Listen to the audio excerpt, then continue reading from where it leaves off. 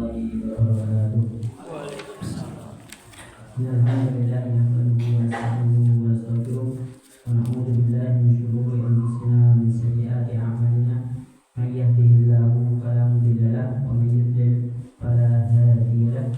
Asyhadu an la ilaha illallah wahdahu la syarika lahu wa asyhadu anna Muhammadan 'abduhu wa rasuluh. Allahumma shalli ala Muhammad wa ali Muhammad kama shallaita ala Ibrahim wa ali Ibrahim wa barik ala Muhammad wa ali Muhammad kama barakta ala Ibrahim wa ali Ibrahim fil alamin innaka Hamidum Majid. Radina billahi rabba wa bil Islam dina wa bi Muhammadin nabiyya wa rasulah. Rabbana zidna ilma warzuqna fahma wa atina hikmah. Walhamdulillahi ala kulli hal wa na'udzu billahi min syarri ahwali ahli nar. Amma ba'du. Ma'asyiral muslimin rahimani wa rahimakumullah. Bapak-bapak, ibu-ibu, hadirin wal hadirat, jemaah yang dirahmati oleh Allah. Pertama, marilah kita bertakwa kepada Allah. Kita jalani semua perintah-perintah Allah Subhanahu wa taala dengan sekuat tenaga kita, dengan semampu kita, dan kita jauhi semua larangan-larangan Allah Subhanahu wa taala tanpa terkecuali. Kemudian yang kedua, marilah kita memperbanyak ucapan alhamdulillah sebagai rasa syukur kita kepada Allah karena hingga malam hari ini Allah Subhanahu wa taala masih memberikan kita banyak kenikmatan. Di antaranya adalah nikmat hidayah, nikmat sehat, nikmat sempat, sehingga kita mau duduk di masjid ini, mau duduk di masjid ini dalam rangka thalabul ilmi. Sebagaimana janji dari Rasulullah Shallallahu Alaihi Wasallam, man salaka tariqan yaltamisu fihi ilman, sahhalallahu lahu bihi tariqan ilal jannah. Siapapun yang menempuh perjalanan dalam rangka mencari ilmu, maka Allah Subhanahu wa taala akan memudahkan jalannya menuju surga. Oleh karena itu, mari kita perbaiki niat. Ngaji kita pada malam hari ini bukan hanya sekadar rutinitas, bukan hanya sekadar ya sudah biasanya. Karena ulama menyampaikan bahwa untuk membedakan perbuatan itu merupakan adat istiadat atau kebiasaan atau rutinan, dan ibadah perbuatan itu termasuk ibadah, itu yang membedakan hanyalah niat. Makanya kalau kita ngajinya seperti ini niatnya karena rutinan, kalau kita niatnya ngaji ini karena sudah biasanya, maka itu nanti masuknya ke adat kebiasaan.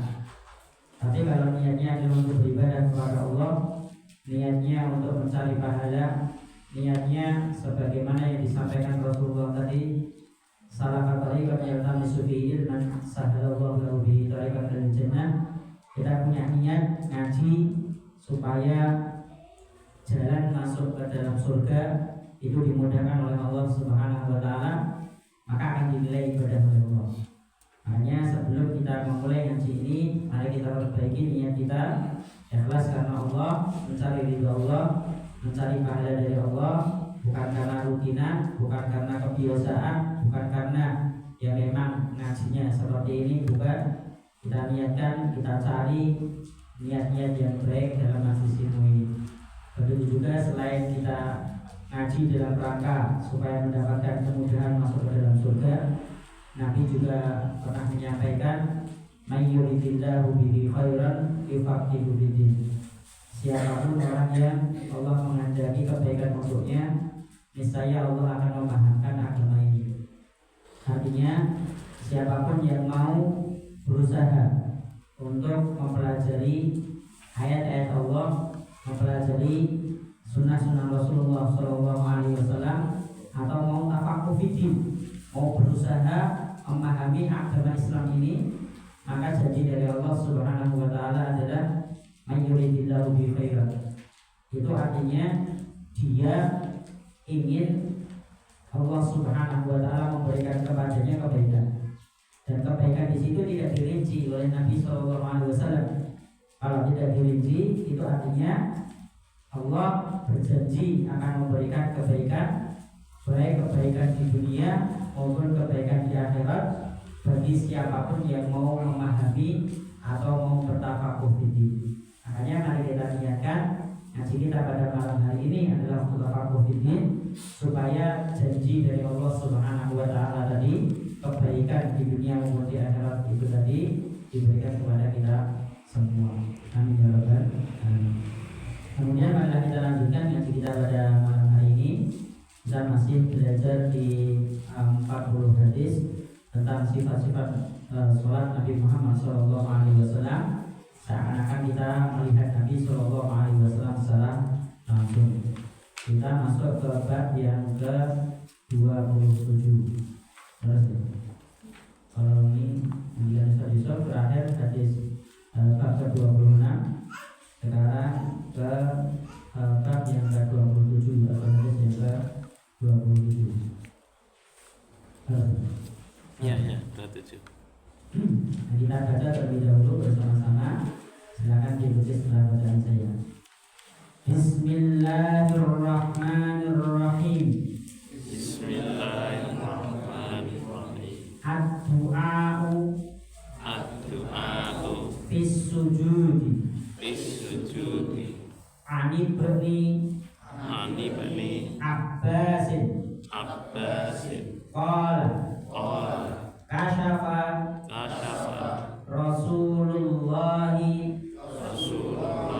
sallallahu alaihi wasallam as-sitarata wan nasu sufufun khalfa Abi Bakrin faqala ayyuhan nasu ala wa inni nuhitu an aqra'al qur'ana raki'an aw sajidan fa ammar ruku'u fa'azzimu fihi rabb azza wa jalla wa amma sujudu fajtahidu fit du'ai faqaminun ayyustajaba lakum rawahu muslim. Kita semakan dulu ya. Bab ke-27 ad-du'a'u fis sujudi. Berdoa di dalam sujud atau berdoa gitu ya ketika sujud. Ibnu Abbasin, dari Ibnu Abbas radhiyallahu anhu, semoga Allah meridhoinya, qala, beliau bercerita, kasyafa menyingkap Rasulullah sallallahu alaihi wasallam. Jadi Rasulullah menyingkap as-sitarata, tirai, wan nasu, dan orang-orang, maksudnya adalah para sahabat Nabi sallallahu alaihi wasallam saat itu, sufufun, berbaris, khalfa, di belakang Abi Bakrin, Abu Bakar.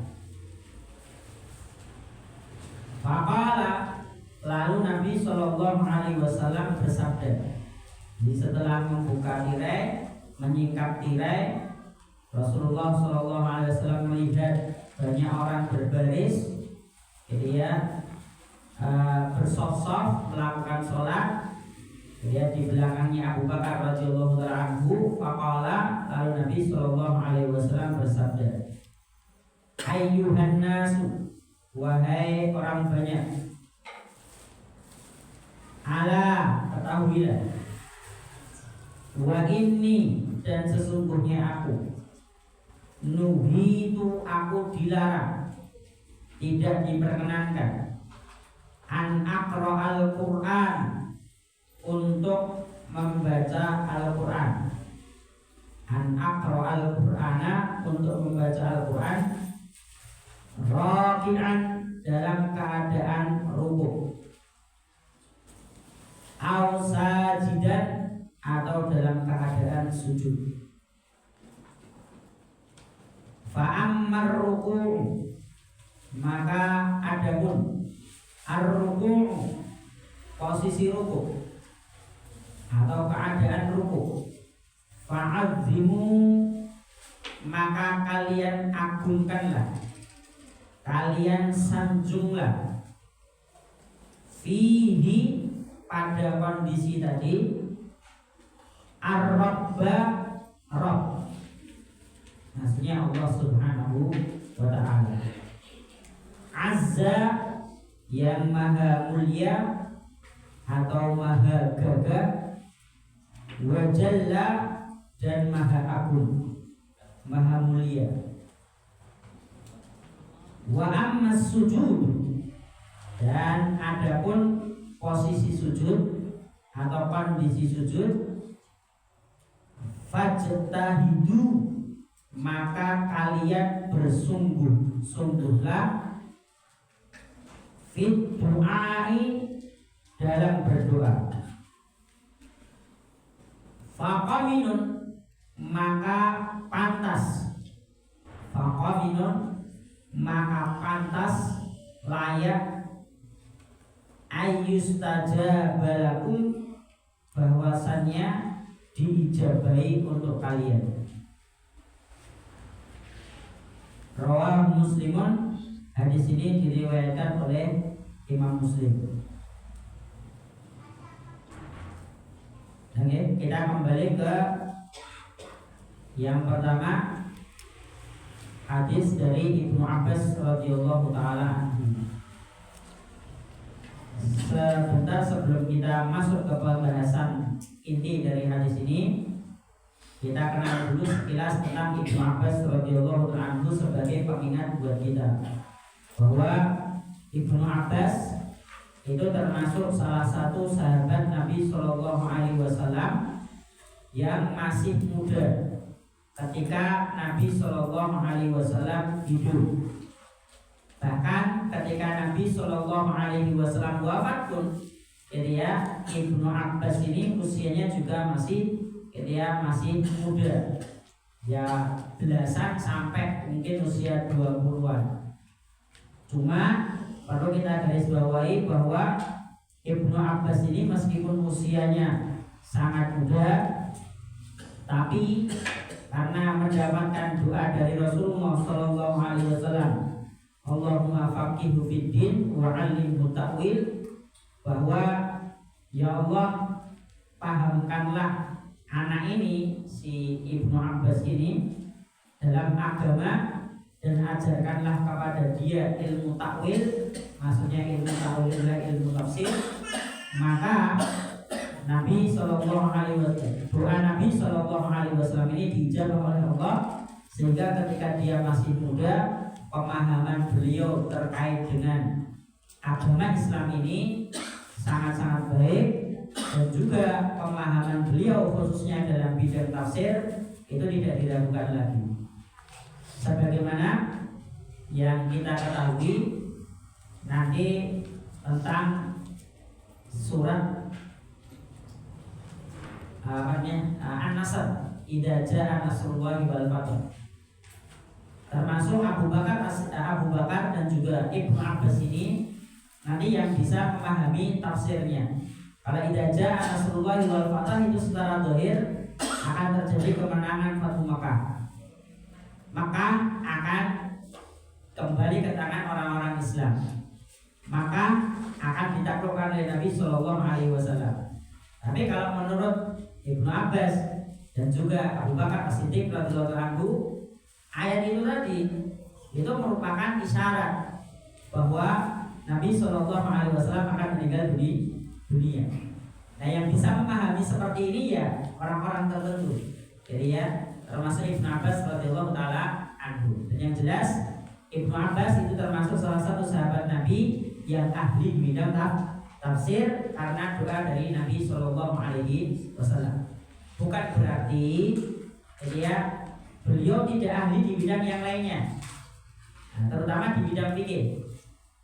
Ya, karena doa Nabi ada dua, Allahumma faqihhu fiddin wa alimhu ta'wil. Dipahamkan terkait dengan agama Islam ini secara umum, kemudian secara khusus ke bidang tafsir. Makanya nanti beliau juga di pembahasan berikutnya ini di hadis ke-28, beliau juga termasuk yang punya fikih, punya pemahaman terkait agama ini yang di luar tafsir. Dan itu pendapatnya dipakai dan juga bisa dijadikan sebagai hujah. Tapi intinya perlu kita ketahui bahwa Ibnu Abbas adalah orang yang masih muda, yang memiliki banyak ilmu karena doa dari Nabi Shallallahu Alaihi Wasallam. Maka kita, karena Nabi Shallallahu Alaihi Wasallam sudah tiada, ya kita minimal mencontoh Nabi Shallallahu Alaihi Wasallam dalam hal mendoakan orang lain, terutama anak-anak kita sendiri. Ya, jadi meskipun ya mungkin kualitas doa kita berbeda dengan Nabi Shallallahu Alaihi Wasallam, tapi kalau kita mau mencontoh apa yang diajarkan Nabi Shallallahu Alaihi Wasallam ketika bertemu dengan anak, ketika bertemu dengan anak-anak kecil, kita doakan mereka. Ya siapa tahu Allah Subhanahu Wa Taala saat itu mendoakan, Allah Subhanahu Wa Taala mengijabahi doa-doa yang kita ucapkan.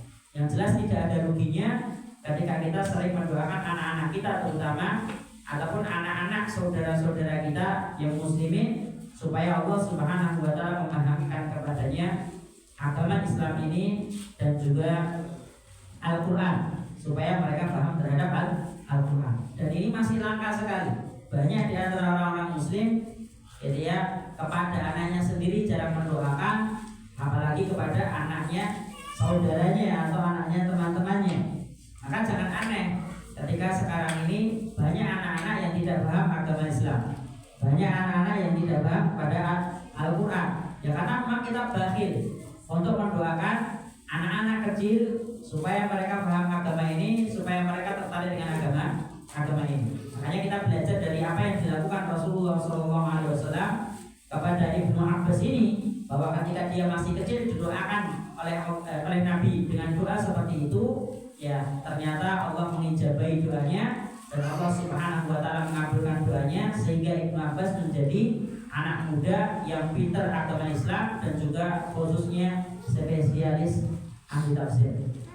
Mari ini kita praktekkan untuk anak-anak kita khususnya dan juga umumnya kepada anak-anak orang-orang muslimin dimanapun kita berada. Berjumpa dengan mereka kita doakan, berjumpa dengan mereka kita jabat tangannya, kita doakan, ya Allah pahamkan anak ini terhadap agama Islam dan ajarkan dia Al-Quran. Jadi ajarkan dia tafsir Al-Quran, ajarkan dia supaya bisa memahami Al-Quran. Siapa tahu Allah Subhanahu Wa Taala mengijabahi doa kita, sehingga anak itu kelak ketika dewasa bisa menjadi orang-orang yang akan memperjuangkan agama Islam, menjadi anak-anak yang paham terhadap Al-Quran dan juga cinta terhadap Al-Quran.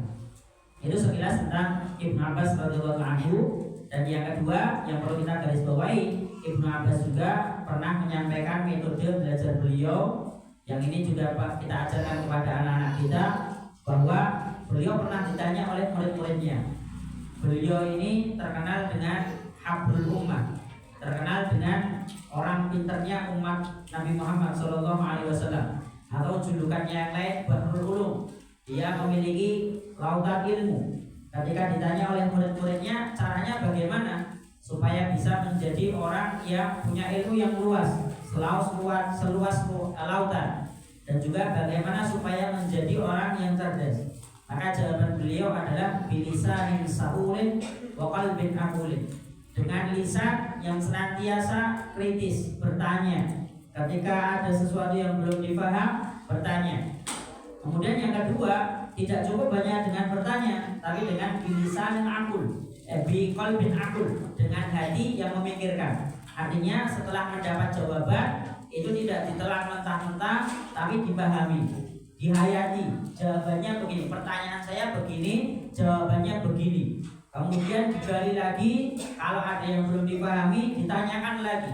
Itulah metode yang diajarkan oleh Ibnu Abbas radhiyallahu taala anhu. Artinya kalau kita pengen cepat pintar, cepat mendapatkan banyak informasi, ketika kita berguru itu perbanyak untuk tanya. Tanya bukan untuk membantah, bukan, tapi tanya untuk menggali informasi, untuk menggali ilmu. Karena kadang-kadang guru itu kalau ditanya, ya ilmunya tidak bisa keluar secara menyeluruh. Keluarnya apa? Ketika ditanya. Maka ilmu-ilmu yang dimilikinya akan keluar ketika ada pertanyaan. Tapi kalau tidak ada pertanyaan, ya mungkin yang disampaikan hanya materi yang saat itu disampaikan. Makanya inilah pentingnya bagi seorang yang masih belajar, ya mumpung masih ada guru, kita latihan untuk bertanya. Nggak usah takut, nggak usah khawatir. Intinya kalau belum paham, tanyakan, tidak mengapa. Barangkali dengan pertanyaan tadi itu ada orang yang bisa mendapatkan informasi, mendapatkan ilmu baru dari guru yang mengajarnya. Dan ini yang diajarkan oleh Ibnu Abbas, sehingga beliau ini memang termasuk aktif. Tanya kepada Rasulullah SAW begini, maka informasi ilmu yang beliau dapatkan, pengetahuan yang beliau dapatkan juga begitu banyak. Itulah rahasianya Ibnu Abbas radhiyallahu taala anhu. Nah, kemudian kita lanjutkan. Beliau ini pernah cerita, kasyafa Rasulullah sallallahu alaihi wasallam asitar. Hadis ini sebenarnya panjang ya. Ini terkait dengan detik-detik Nabi detik-detik akhir Nabi sallallahu alaihi wasallam hidup di muka bumi ini. Jadi hadis ke-27 ini atau bab ke-27 ini sebenarnya mengisahkan atau menggambarkan atau menceritakan tentang detik-detik Rasulullah sallallahu alaihi wasallam sebelum meninggal dunia. Intinya Rasulullah sallallahu alaihi wasallam sakit parah. Jadi beliau mendapatkan wajahun syadid, penyakit yang sangat dahsyat. Sebagian riwayat menyebutkan bahwa penyakitnya itulah demam. Tapi demamnya Nabi sallallahu alaihi wasallam 2 kali lipat dari demam orang-orang biasanya. Makanya karena penyakit beliau ini yang sangat dahsyat, beliau tidak bisa ngimami. Ya, beliau tidak bisa ngimami, beliau rebahan di atas dipan beliau, di atas kasur beliau. Nah, kemudian di sini disebutkan salah satu cerita yang ada di detik-detik akhir beliau ini, kasyafa Rasulullah asitar. Rasulullah menyingkap asitar tirai. Ustaz Abu Zaidan di sini di kitabnya beliau mensyarahkan asitar itu maksudnya adalah asitarah takunu ala babi hujratin Nabi. Tirainya ini itu berada di depan hujrahnya Nabi. Dan beliau menjelaskan lagi, wal hujratu qa'atun kharijal baiti. Yang namanya hujrah, bahasa Arab hujrah itu gitu ya. Hujrah itu adalah sebuah tempat di luar rumah. Jadi kharijal bait. Kemudian beliau jelaskan wal baitu ghurfatun naumi. Rumah yang dimaksud al bait itu tadi itu adalah tempat tidur Nabi sallallahu alaihi wasallam.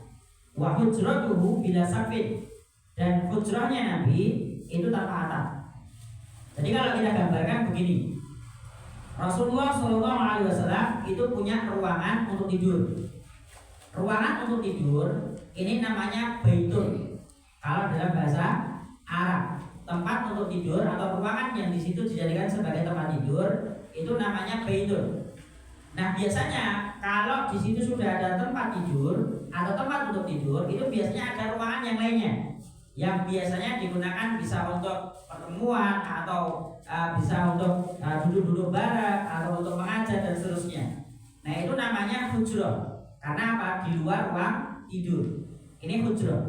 Nah, ini siternya ini yaitu di depan pintu hujrahnya Nabi, bukan di tempat tidurnya.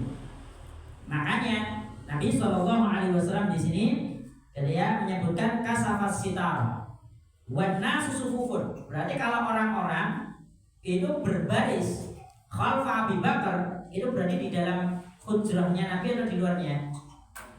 Di dalam apa di luar? Di luar.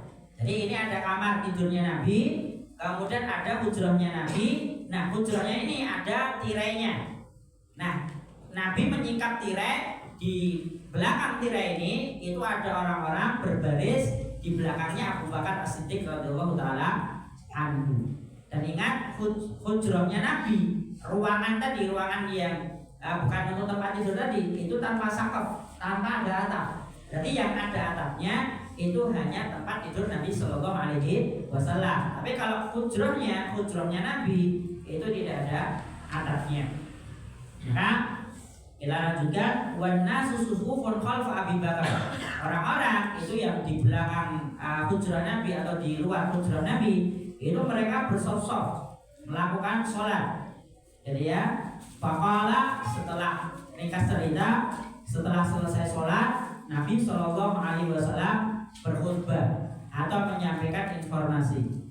Di situ di teks hadis ini itu ada titik dua gitu, dua atau titik. Ayuhan nasu kemudian titik-titik. Itu biasanya ini sebenarnya ada lanjutannya, ada hadisnya, tapi dipotong. Jadi ya dipotong untuk biar sesuai dengan pembahasannya. Jadi itu sebenarnya ada isinya. Ya ayuhan nasu. Itu kalau kita nanti lihat di teksnya Imam Muslim, itu ada lanjutan hadisnya sebelum ke kata-kata ala wa inni nuhitu an aqra'al Qur'an. Nah, apa yang dipotong itu? Yang dipotong itu informasi dari Nabi Shallallahu Alaihi Wasallam sebelum beliau wafat, bahwa tidak ada yang tersisa setelah kenabian ini kecuali ru'ya shalihah. Maksudnya setelah ini nubuah akan berhenti, wahyu akan berhenti, karena Nabi Shallallahu Alaihi Wasallam sudah meninggal dunia, tidak ada wahyu lagi, tidak ada kenabian lagi, karena setelah Nabi tidak ada nabi yang lainnya. Nabi itu nabi terakhir. Kalau nabi sudah tiada, maka wahyu juga terputus, wahyu tidak akan turun. Maka Nabi mengatakan kalau wahyu itu sudah tidak turun lagi, maka masih ada yang bisa kita jadikan sebagai patokan, yang bisa kita jadikan sebagai pegangan. Apa itu? Ar-ru'ya shalihah, mimpi yang baik. Makanya Nabi Shallallahu Alaihi Wasallam itu memberikan sunnah ajaran, kalau kita bermimpi, mimpinya itu sesuatu yang baik, maka tugas kita adalah satu, memuji Allah Subhanahu wa taala, falyahmadillaha 'alaiha. Ya. Kemudian yang kedua, kita ceritakan kepada orang yang bisa mendukung, bisa memotivasi kita atau menyemangati kita akan terwujudnya ru'ya shalihah tadi, mimpi yang baik tadi.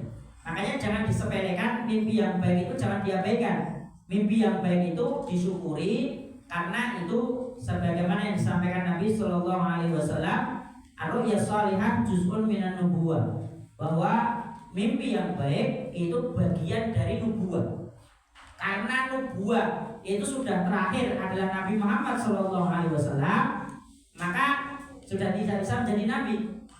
Ibaratnya begini, umpamin jenengan niku mangke mimpi sing sae, niku nek zaman nubuwah niku tesih enten, jenengan niku dadi nabi. Tapi amargi kenabian niku sampun selesai, sudah selesai dengan adanya Nabi Muhammad SAW, maka ketika jenengan mimpi apik, jenengan boten dadi nabi. Tapi mimpi yang baik itu tadi silakan disyukuri, karena datangnya dari Allah Subhanahu wa taala. Kemudian yang kedua, ceritakan kepada orang yang kira-kira bisa memberikan kata-kata baik, doa-doa baik, gitu ya, ketika jenengan ceritani. Jangan kepada orang yang anyel dengan jenengan. Karena apa? Ketika jenengan mimpi apik, gitu ya, mimpi yang baik, kemudian jenengan sampaikan kepada orang-orang yang tidak suka dengan jenengan, maka dia nanti bukan malah mendukung, tapi malah menjelek-jelekan, malah berdoa supaya tidak terkabul, supaya tidak terwujud dan seterusnya. Dan ini sebagaimana yang pernah terjadi pada Nabi Yusuf alaihi salatu wasalam ketika beliau bermimpi. Mimpinya itu sepele. Ini ra'aitu ahada asyara kaukaba wasyamsa wal qamara ra'aituhum li sajidin. Mimpinya itu sepele.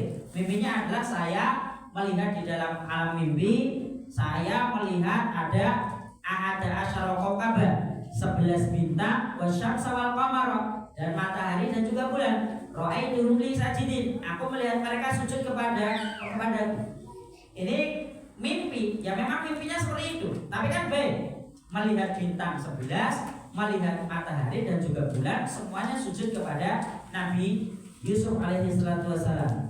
Maka pesan bapaknya kepada Nabi Yusuf apa? La taksusu ya ka'ala ikhwatika. Kamu jangan ceritakan mimpimu ini kepada saudara-saudaramu. Kenapa? Karena bapaknya tahu bahwa saudara-saudaranya itu tidak suka dengan Nabi Yusuf. Kalau ceritanya ini disampaikan Nabi Yusuf kepada saudara-saudaranya yang tidak suka dengannya, maka pasti mereka akan berusaha bagaimana supaya mimpinya ini tidak terwujud.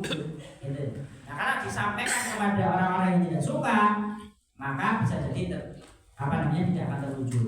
Tapi kalau diceritakan kepada orang yang tepat, seperti Nabi Yusuf menceritakan kepada bapaknya, akhirnya apa? Bapaknya memberikan nasihat, gitu ya, bahwa kamu ini punya kenikmatan dari Allah yang luar biasa. Allah mengajarimu ini, jadi dimotivasi sehingga, gitu ya, beliau ini semangat. Nabi Yusuf alaihissalam semangat tetap menjaga mimpinya, dan ternyata setelah sekian puluh tahun mimpinya bisa terwujud. Artinya begini, mimpi yang baik itu adalah sesuatu anugerah dari Allah. Gitu ya, mimpi yang baik itu merupakan pemberian dari Allah Subhanahu wa taala. Silakan disyukuri, silakan minta kepada Allah supaya mimpi yang kita lihat yang baik-baik itu diwujudkan dalam dunia nyata. Takwilnya apa? Ya kita minta aja takwil yang baik-baik. Misalnya jenengan mirsani, jadi di alam mimpi saya melihat 3 bulan 1 matahari. Ini kan baik, tidak ada jeleknya. Melihat 3 bulan 2 matahari misalnya.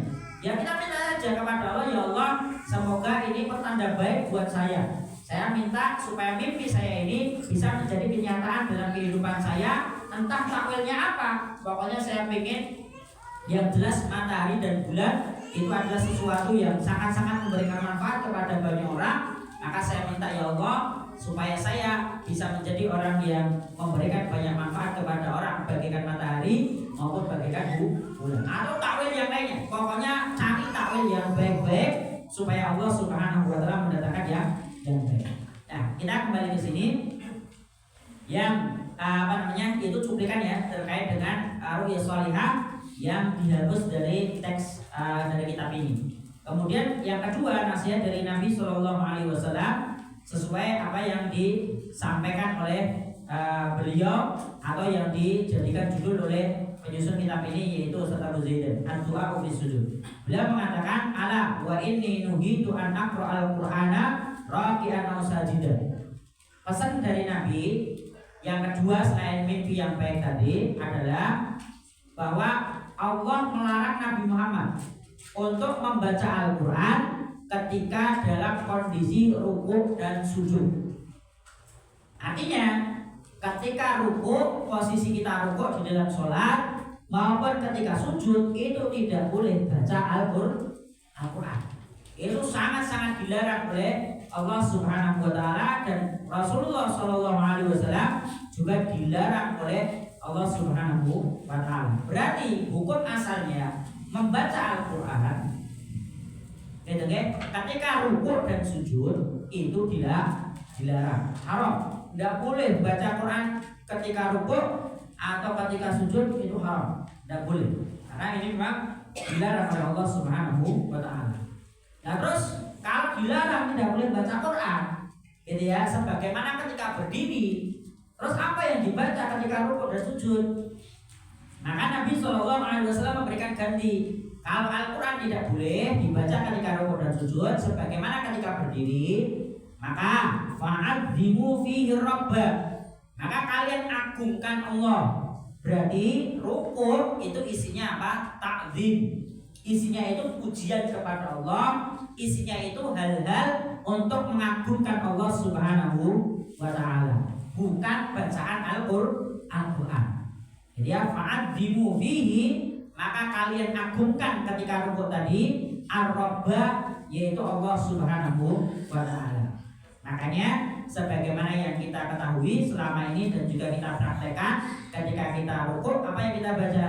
Subhana rabbiyal a'la atau subhana rabbiyal adzim. Ya subhanakallahumma. Intinya itu tasbih, tahmid, dan minta ampun kepada Allah Subhanahu wa taala. Ya karena memang salah satu alat untuk memahasucikan Allah, untuk mengagungkan Allah yang paling baik itu adalah tasbih. Karena tasbih itu intinya menghindarkan, menjauhkan Allah Subhanahu wa taala dari semua tuduhan yang keji, menghindarkan Allah dari semua hal-hal yang jelek. Makanya tasbih itu artinya tanzihun, menjauhkan Allah Subhanahu wa taala dari semua yang jelek-jelek, dari aib, dari kekurangan, dari celah, dari kelemahan, semuanya kita hindarkan dari itu. Makanya Allah Subhanahu wa taala mengajarkan kepada kita ketika ruku ya kita tasbih, tahmid, kemudian kita sisipi dengan istighfar kepada Allah Subhanahu wa taala. Kemudian di sini ada kata-kata ar-rabba. Ar-rabba berarti ar-rabba ini salah satu nama dari nama-namanya Allah Subhanahu wa taala. Jadi salah satu Asmaul Husna, nama Allah Subhanahu wa taala itu adalah Rabbun. Karena di sini penyebutannya fa'adhimu fihi rabba, bukan fa'adhimullaha. Allah itu namanya. Namanya Allah. Ar-Rabba itu juga namanya Allah. Karena Allah memiliki nama yang begitu banyak. Kemudian Azza wa Jalla, kalau Azza wa Jalla itu sifatnya. Azza wa Jalla itu sifat. Azza itu nanti salah satu sifatnya adalah Aziz, yang maha gagah atau yang maha mulia. Bisa dua. Azza itu gagah, Aziz atau Aziz artinya mulia. Ya karena Allah Subhanahu wa taala memiliki dua-duanya. Allah itu memiliki kekuatan, memiliki power, kemudian Allah juga memiliki kemuliaan. Makanya Azza. Kemudian Jalla itu dari kata-kata Jalal. Kemuliaan, haibah, wibawa. Allah Subhanahu wa taala itu memiliki sifat yang mulia. Maka karena Allah itu mulia, Allah itu gagah, Allah itu kuat, Allah itu memiliki power, maka layak untuk kita agungkan. Kata-kata aguma, adim itu sebenarnya besar. Jadi kita anggap, kita nilai, kita punya prinsip bahwa Allah itu adim. Itu namanya ta'zim. Allah Subhanahu wa taala itu besar, Allah itu agung, Allah itu mulia. Maka caranya ya dengan tasbih dan juga dengan tahmid. Itulah yang paling tepat untuk memuji Allah Subhanahu wa taala, untuk mengagungkan Allah Subhanahu wa taala. Terus kemudian wa ammas sujud, adapun ketika sujud tidak boleh baca Quran. Terus bagaimana? Fajtahidu fid du'a. Kalau sujud, kalian bersungguh-sungguhlah untuk berdoa. Nah ini sesuai dengan babnya ad-du'a fi sujud. Diambil dari mana? Dari kata-kata wa ammas sujudu fajtahidu fid du'ai. Kalau kalian dalam kondisi sujud, maka bersungguh-sungguhlah. Berarti kalau ada kata-kata fajtahidu, maka kita harus tenanan, harus sungguh-sungguh. Ketika sujud itu yang kita tenanani, yang kita perjuangkan benar-benar itu adalah doa. Berdoa kepada Allah Subhanahu wa taala. Lah bedanya takdim sama doa apa? Nah kalau takdim itu memahasucikan Allah Subhanahu wa taala. Tapi kalau doa ya minta apa? Terserah. Jadi boleh dengan cara memuji Allah, mengagungkan Allah, silakan. Sebagaimana doa-doa kita ketika sholat, subhana rabbiyal a'la ketika sujud, atau subhana rabbiyal azim, atau subhanakallahumma rabbana bihamdika allahumma firli, itu boleh. Tapi yang perlu ditekankan di sini adalah ijtahidu fid du'a. Silakan kalian berusaha tenanan, sungguh-sungguh minta kepada Allah. Minta apa? Di sini tidak ada pembatasannya. Pokoknya doa. Pokoknya minta kepada Allah. Jadi ketika sujud. Maka janji dari Nabi SAW, kalau kita ini sungguh-sungguh tenanan ketika berdoa kepada Allah dalam kondisi sujud, faqaminun ayyustajaba lakum. Qaminun itu artinya pantas, jadirun. Maksudnya kalau pantas yaitu pasti Allah Subhanahu wa taala akan mengijabahi doa-doa kita.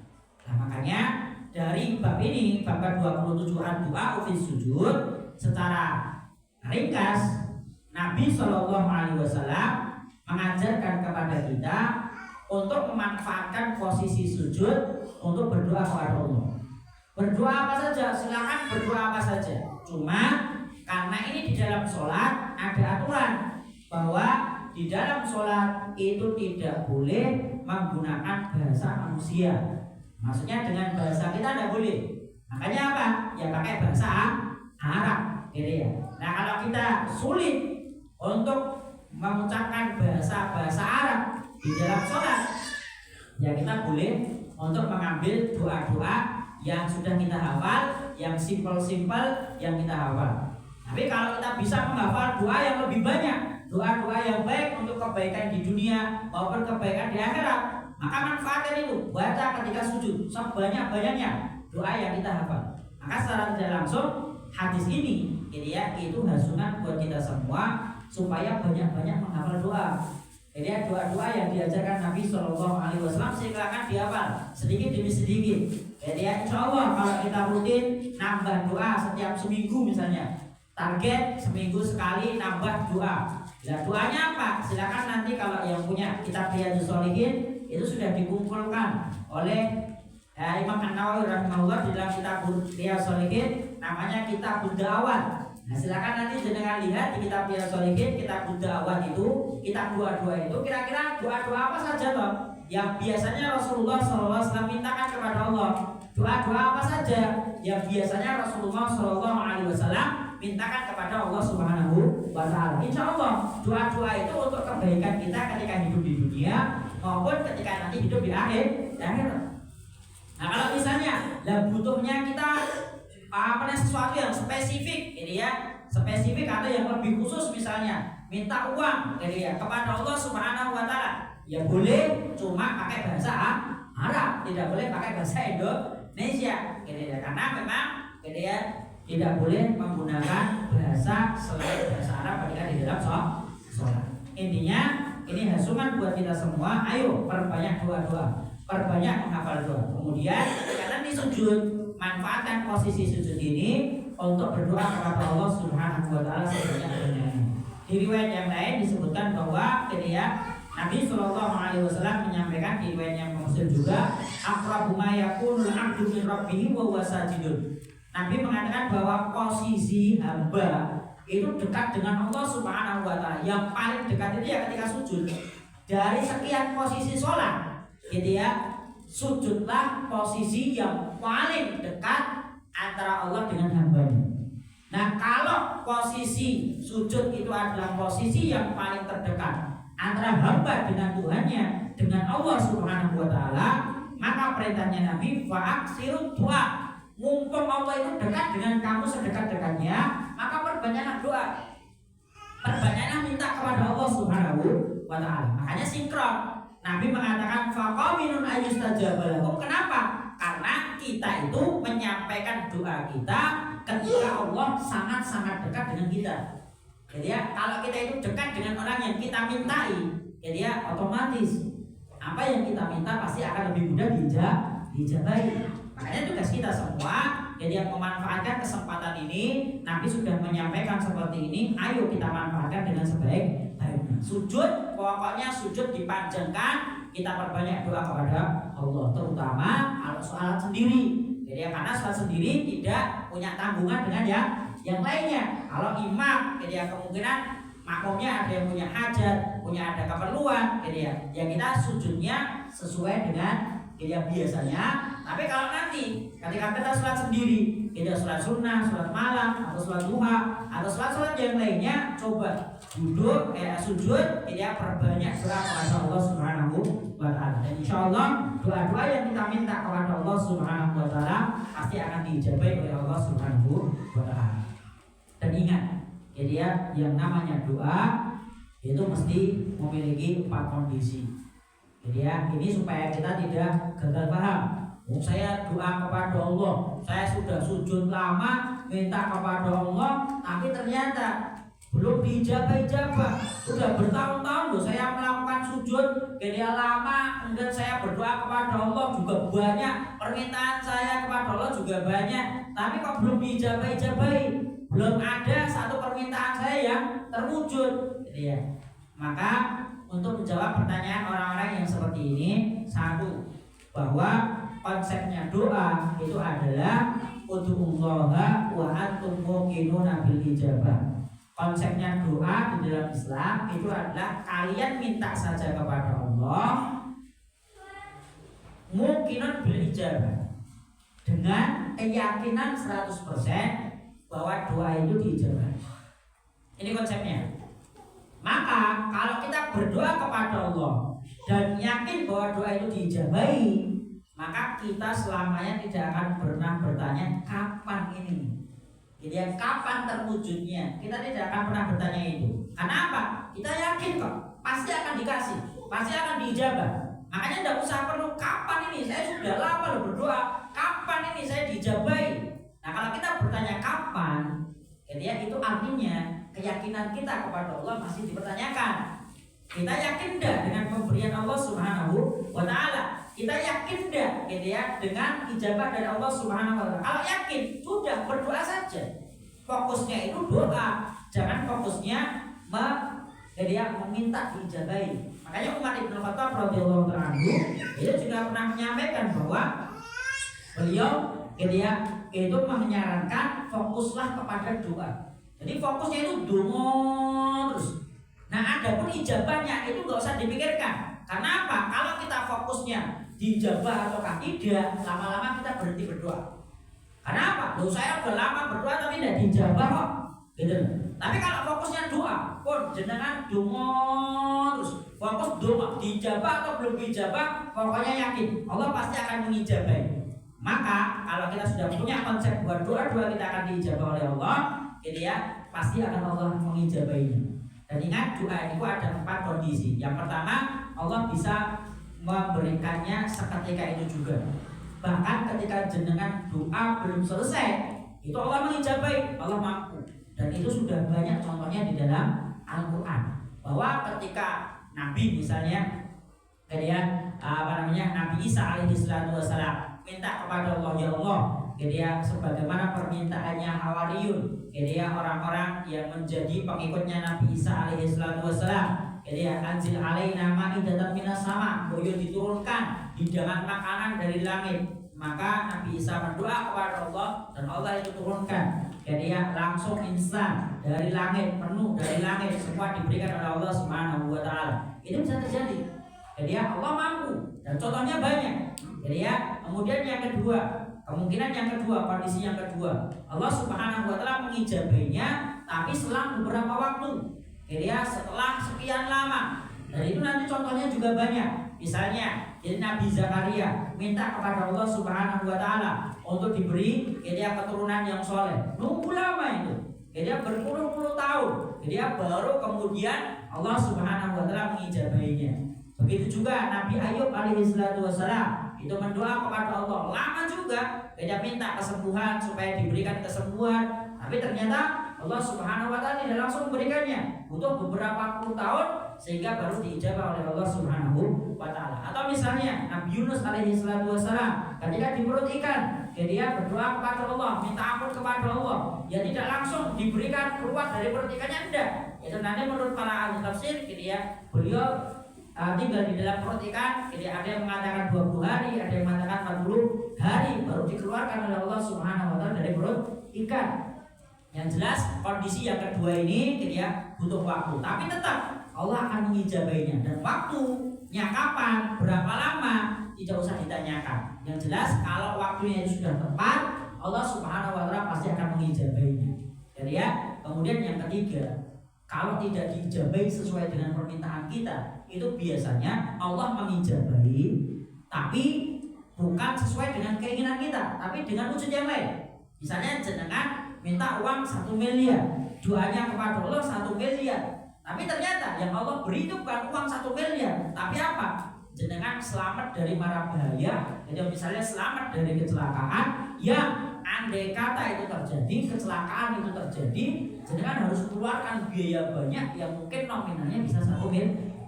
Jadi memang diwujudkan yang lain, gitu ya, yang sesuai dengan kebutuhan jenengan, bukan sesuai dengan keinginan, tapi dengan sesuai kebutuhan jenengan saat itu. Kebutuhan jenengan ada sehat walafiat, maka tidak diberi uang, tapi diberi kesehatan. Jadi ya, andai kata jenengan tidak diberi sehat, maka uang itu habis nanti buat untuk pengobatan. Itu contoh. Atau yang terakhir, kondisi yang keempat, kalau tidak dijadikan oleh Allah Subhanahu wa taala dalam wujud yang lain, maka kemungkinan besar Allah Subhanahu wa taala itu menguji kesabaran kita yang nanti dijabahinya, digantinya atau diberi oleh Allah Subhanahu wa taala bukan di dunia tapi kelak di akhirat. Jadi ya, Allah akan mengganjar kita dengan ganjaran apa? Pahala sabar. Sabar istiqomahnya. Istiqomah dungo terus itu. Nah, kalau Allah Subhanahu wa taala jadi ya, kita sabar istiqomah berdoa, jadi ya sabar tetap menjalani doa meskipun belum dijawab tapi tetap doa terus, maka Allah Subhanahu wa taala akan mengganjar kita, memberikan pahala kepada kita sesuai dengan janjinya, innama yuwaffas sabiruna ajrahum bighairi hisab. Ganjaran bagi orang yang bersabar itu adalah ya Allah Subhanahu wa taala akan memberikan pahala kepada mereka, ganjaran balasan kepada mereka bighairi hisabin, tanpa hisab, tanpa ada hitungan. Ya memang berat. Jadi ya sabar itu memang berat ya, karena memang balasannya juga tanpa hitungan. Jadi ya Allah yang akan memberikannya, Allah yang akan membalasnya dengan balasan yang setimpal. Intinya kita berdoa kepada Allah, minta kepada Allah, itu tidak ada ruginya. Jadi ya, tidak ada ruginya.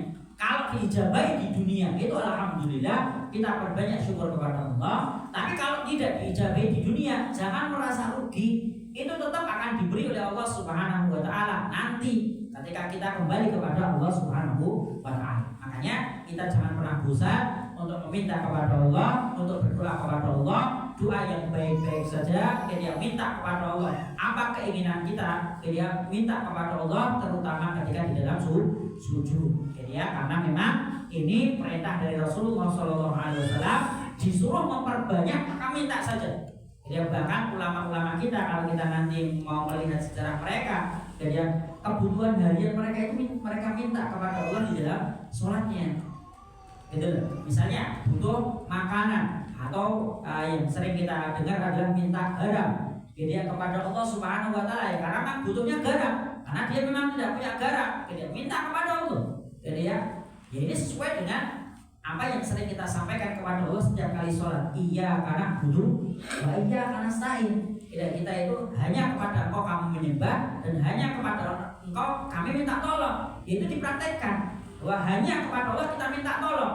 Nah karena memang kita itu fakir kok, kita itu tidak punya apa-apa, minta saja kepada Allah Subhanahu wa taala. Dan itu memang akidah yang baik. Ketika kita punya sesuatu, keinginan sesuatu, pengen mendapatkan sesuatu, minta tolong kepada Allah, minta kepada Allah, mintanya itu kepada Allah Subhanahu wa taala. Jadi jangan mengandalkan apa yang kita miliki, jangan mengandalkan usaha yang kita jalani, jangan mengandalkan apa yang kita punya, jangan. Jadi ya Nabi SAW mengajarkan kepada Ibnu Abbas juga sama. Jadi idza sa'alta fas'alillah.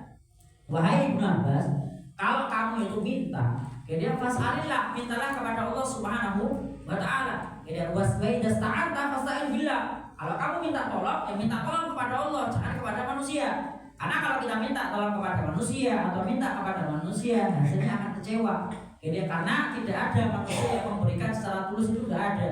Jadi ya kalaupun ada itu mungkin 1001 orang. Jadi orang itu mau memberi atau orang itu mau membantu. Itu kalau memang bukan orang yang beriman kepada Allah Subhanahu wa taala dengan iman yang kuat, pasti punya tujuan, pasti punya sesuatu keinginan yang diharapkan imbal baliknya. Jadi kecuali orang-orang yang memang ikhlas karena ikhlas lillahi taala, ya memang beda. Cuma itu langka. Makanya daripada kita minta kepada manusia, jadi minta dulu kepada Allah, minta tolong kepada Allah, baru kemudian kita nanti berusaha ikhtiar. Jadi supaya pertolongan Allah itu turun, ya kita ikhtiar. Karena memang yang diajarkan Islam adalah setelah berdoa kita punya usaha. Dan usaha itu jangan diandalkan. Jadi karena usaha itu hanya sebagai perantara saja. Yang kita kuatkan yang kita semangati, yang kita fokuskan adalah terus minta kepada Allah sambil diikhtiar itu tadi. Dan kita berharap semoga semua yang kita minta kepada Allah dengan ikhtiar yang kita jalani ya bisa mendapatkan pertolongan dari Allah Subhanahu wa taala lewat ikhtiar yang kita jalani itulah tadi. Dan seringkali ya rezeki Allah, pemberian dari Allah, ijabah dari Allah itu bukan dari usaha yang kita jalani. Contoh yang paling real itu adalah apa yang terjadi pada Siti Hajar. Ketika beliau pengen makanan, minuman, pengen minta bantuan kepada orang, ya minta kepada Allah, kemudian ikhtiar. Ikhtiarnya adalah naik ke bukit, sana kemari, dan harapannya ketemu orang atau mendapatkan makanan atau mendapatkan sumber air. Ternyata setelah 7 kali muter-muter berkali-kali, hasilnya itu bukan dari di bukit yang dia datangi. Pertolongannya Allah Subhanahu wa taala datang dari area yang tidak terduga, yang tidak pernah disangka-sangka sebelumnya, yaitu di bawah kakinya anaknya. Ya, ini juga sama, kita itu seringkali berharap atau menyangka bahwa pembantuan dari Allah itu dari usaha kita, bukan. Seringkali itu malah pemberian dari Allah, hadiah dari Allah, bantuan dari Allah itu bukan dari usaha kita. Usaha kita mungkin biasa-biasa saja, itu saja, mungkin penghasilannya itu saja. Tapi ternyata Allah datangkan bantuan dari arah yang lain. Itu seringkali terjadi. Makanya kita jangan pernah mendewakan usaha, jangan pernah mendewakan ikhtiar. Ya ikhtiar semampunya, ikhtiar semaksimalnya. Adapun hasilnya kita serahkan kepada Allah. Karena semuanya itu di tangan Allah. Tidak semuanya itu ketetapan dari Allah Subhanahu wa taala. Yang penting fokus kita adalah berdoa. Kemudian ikhtiar semampunya, ikhtiar sesuai dengan apa yang sudah Allah Subhanahu wa taala ajarkan kepada kita semua. Mungkin ini saja yang dapat saya sampaikan dari pembahasan bab yang ke-27 ad-du'a fi sujud. Saya ringkaskan jadi ad-du'a fi sujud ini yang pertama kita harus memperbanyak doa ketika sujud. Doanya sebisa mungkin doa-doa yang diajarkan oleh Allah Subhanahu wa taala, dan juga yang diajarkan oleh Nabi Muhammad SAW. Kemudian kalau kita pengen doa-doa untuk kebutuhan harian kita, ya jangan pakai bahasa kita, jangan pakai bahasa Indonesia, tapi pakai bahasa Arab. Kemudian yang kedua, hadis ini juga mengajarkan kepada kita, ayo kita sedikit demi sedikit latihan hafal doa. Jadi jangan pernah, saya sudah tua, saya nggak bisa hafal. Tidak, diusahakan semampunya. Kira-kira itu doa baik. Kalau tidak bisa yang panjang-panjang, yang pendek-pendek, doa yang pendek juga banyak. Yang intinya minta kepada Allah supaya kita diberi kenyamanan hidup, ketentraman hidup, kemudian diberi kemudahan hidup di dunia ini, dan juga ketika nanti di akhirat diberi keselamatan. Itu intinya. Dan itu contoh-contohnya banyak sesuai dengan kebutuhan kita. Nanti silakan dilihat. Kalau kita punya utang, nanti ada doa utang, pelunas utang sendiri. Kalau kita punya masalah di rezeki supaya rezekinya diluaskan, nanti ada sendiri. Itu ada, dan itu sudah dicontohkan Nabi SAW. Kita tinggal menghafal, kita tinggal mengambil, kemudian nanti kita praktekkan ketika di dalam sujud. Nah yang terakhir, kalau doa-doanya kita ambil dari Al-Quran, boleh Ustaz. Karena di sini kan dilarang. Ini nuhi itu anak Al-Quran. Nah kalau doanya misalnya Rabbana hablana min azwajina wa dzurriyyatina qurrata a'yun waj'alna lil muttaqina imama, itu kan ayat Al-Quran. Jadi itu boleh tidak dibaca ketika sujud atau ruku? Jawaban para ulama yang membedakan itu niatnya. Kalau kita niatnya itu baca Quran, maka tidak boleh. Tapi kalau niatnya ada berdoa, maka boleh. Itu secara ringkas seperti itu. 4 mazhab, baik itu mazhab Hanafi, baik itu mazhab Hambali atau Maliki atau Syafi'i, semuanya sepakat bahwa kalau niatnya itu baca Quran tidak boleh. Karena memang hadisnya cetok, tidak boleh. Nah, tapi kalau niatnya itu adalah berdoa, tidak nyuplik, tidak Rabbana atina fid dunya hasanah wa fil akhirati hasanah wa qina adzabannar. Ini kan juga cuplikan dari ayat. Jadi kalau kita niatkan adalah untuk berdoa, maka boleh. Tapi kalau niatnya kita sudah membaca surat Al-Baqarah misalnya yang ada Rabbana atina fid dunya hasanah wa fil akhirati hasanah wa qina adzabannar, atau membaca Rabbana hab lana min azwajina, itu niatnya baca Quran, maka tidak boleh. Itu yang membedakan adalah niatnya. Makanya kalau kita pengen doa-doa di Al-Quran, monggo silakan. Tidak dipakai di sini, tapi niatnya yang diubah, bukan membaca Quran, tapi niatnya adalah untuk berdoa kepada Allah. Karena doa-doa di dalam Al-Quran tentu bukan doa yang sembarangan. Doa-doa yang sudah ditampilkan di Al-Quran itu biasanya memiliki bobot, memiliki kualitas yang kalimatnya sederhana, tapi maknanya itu sangat dalam. Allah Taala alam bisawab. Mungkin ini saja yang bisa saya sampaikan. Insyaallah kita lanjut di pertemuan yang akan datang. Subhanallah wa bihamdika asyhadu an la ilaha illa anta astaghfiruka wa atubu ilaik. Wassalamualaikum warahmatullahi wabarakatuh. Waalaikumsalam.